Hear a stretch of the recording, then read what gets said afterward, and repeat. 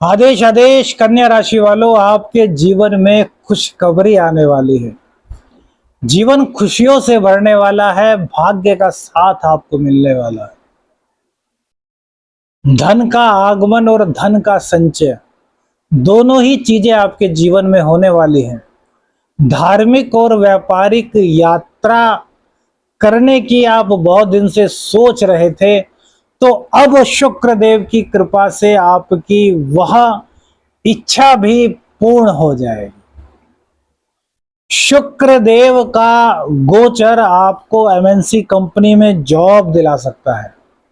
विदेश में रह करके जॉब करने की सोच रहे थे, तो वो चीज भी आपकी इस गोचर काल के दौरान पूर्ण हो सकती है।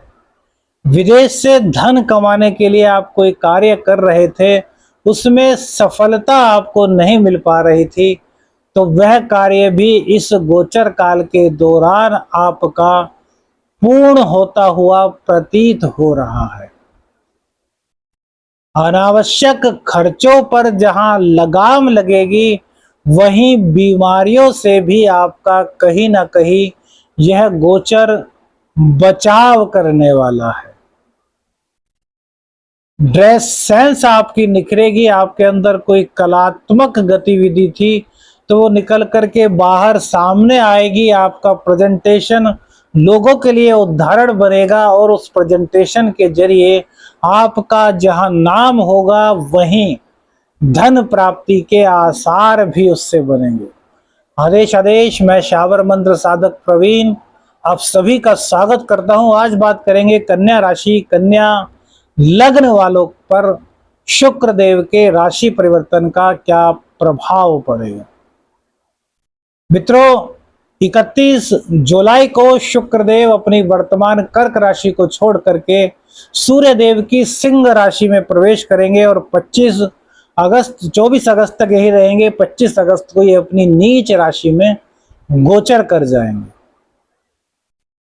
17 तारीख को सूर्य और शुक्र एक साथ होंगे। उस वक्त शुक्र को बलि करना बहुत जरूरी होगा।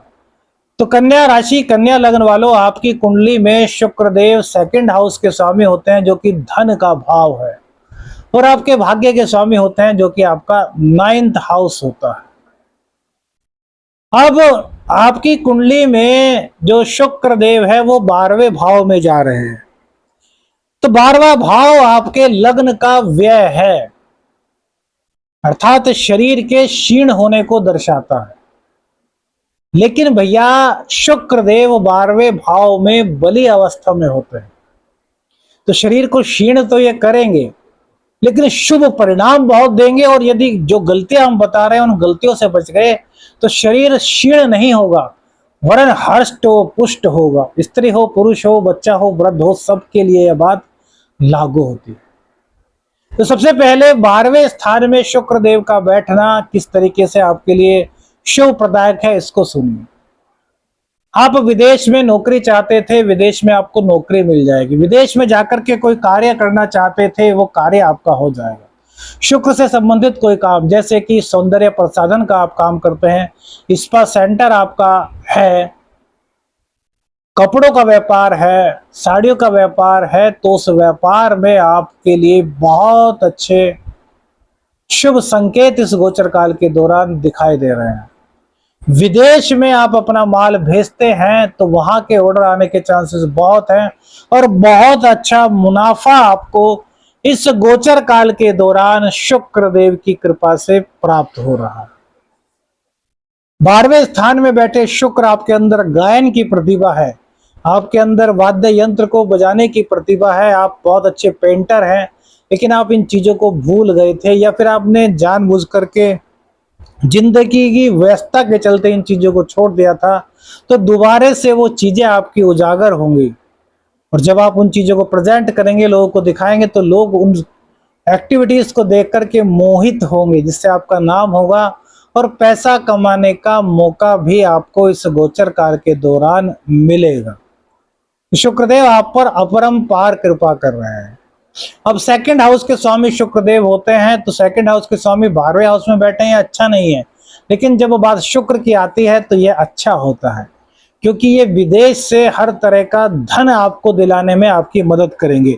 अब वो किस तरह का धन हो सकता है? आपका यूट्यूब चैनल हो सकता है, आपका कोई और ऐसा प्लेटफॉर्म हो सकता है जिससे कि विदेश से आपके पास पैसे आए, या फिर कोई आपका ऐसा कार्य, आपका कोई बिजनेस हो सकता है जिससे कि आपको विदेश से इनकम होती हो, तो उसमें लगातार दिनों दिन उत्तरोत्तर वृद्धि होने के संकेत इस गोचर काल के दौरान दिखाई दे रहे हैं। वाणी आपकी बहुत गजब की रहने वाली है, वाणी में आपकी मिठास आएगा। कुटुंबी जनों से दूरियां थी तो वो घट जाएंगी, वो पट जाएंगी। कुटुंबी जन आपसे मोहित रहने वाले हैं। क्योंकि भाग्य स्थान के भी ये स्वामी है, तो भाग्य आपका कदम कदम पर साथ देगा।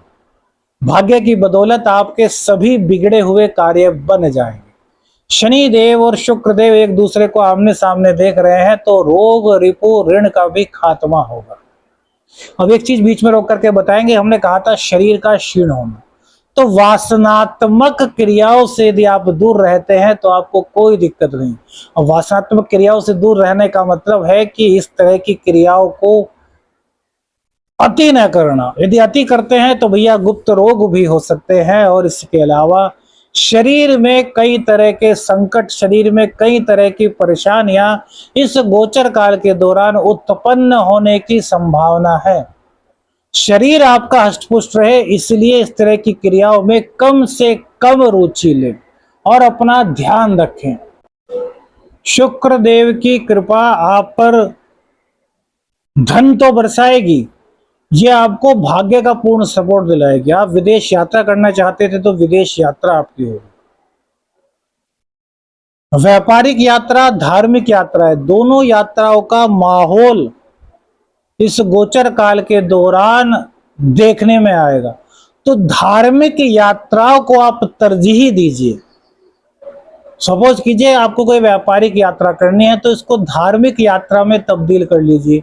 कैसे होगी हम बताते हैं, कैसे होगी, सोच में मत पड़िए, समाधान हमारे पास है। करना क्या है कि सपोज कीजिए आपको उज्जैन जाना है किसी व्यापार के काम से, तो आप भैया यह मत कहिए कि मेरे को उज्जैन जाना है व्यापारिक काम से, आप कहिए कि मुझे महाकाल के दर्शन करने जाना है।